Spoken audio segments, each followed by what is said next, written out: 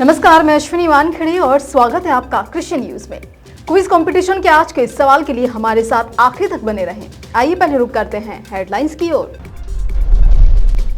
हरियाणा में बन रही 20 लाख मीट्रिक टन फल सब्जियों की क्षमता वाली मंडी, किसानों की बढ़ेगी आय।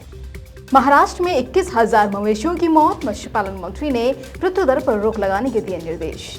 पपीते की खेती के लिए अक्टूबर का महीना है बेहतर, पौधों को शुरुआती बीमारियों से बचाया तो तय है मुनाफा। कृषि जागरण द्वारा आयोजित होगा कृषि उन्नति सम्मेलन 2022। देश में फिर किसान आंदोलन, एमएसपी गारंटी कानून की मांग को लेकर 6 अक्टूबर से दिल्ली देहात में सभा। मोटे अनाजों की बाजार तक पहुंच बनाएगा नाफेड, दिल्ली एनसीआर में लगाई जाएंगी वेडिंग मशीन। आइए विस्तार से खबरों की ओर रुख करते हैं।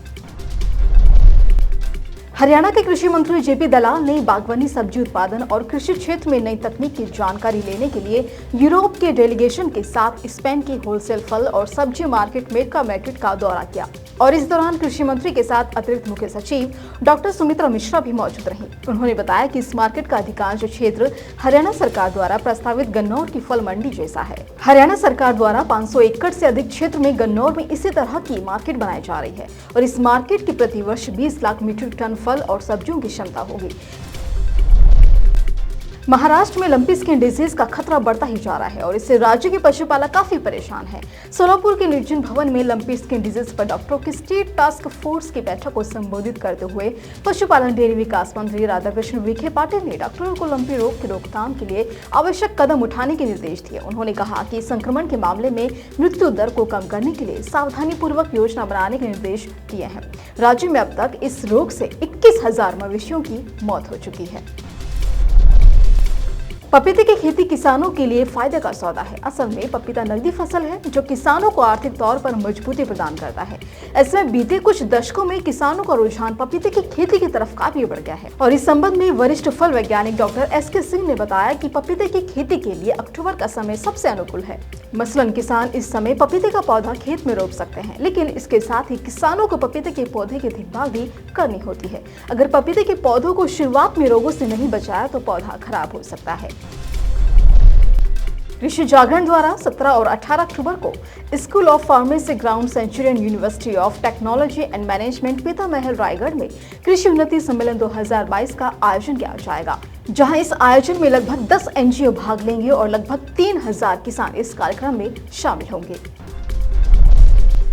देश में एक बार फिर किसान संगठन और केंद्र सरकार आमने सामने आ सकते हैं। दरअसल किसान संगठनों और केंद्र सरकार के बीच जोर आजमाइश का विषय इस बार फसलों का न्यूनतम समर्थन मूल्य गारंटी कानून बनाने जा रहा है और इसको लेकर किसान संगठन एमएसपी गारंटी किसान मोर्चा ने अपनी तैयारियां भी पूरी कर ली हैं, जिसके तहत इस बार किसान आंदोलन की रूपरेखा दिल्ली देहात के मंच से तैयार की जाएगी और इसके लिए 6 से 18 अक्टूबर तक एमएसपी गारंटी किसान मोर्चा ने दिल्ली देहात स्थित पंजाब खेड़ा गाँव में एक सभा के आयोजन की घोषणा की है।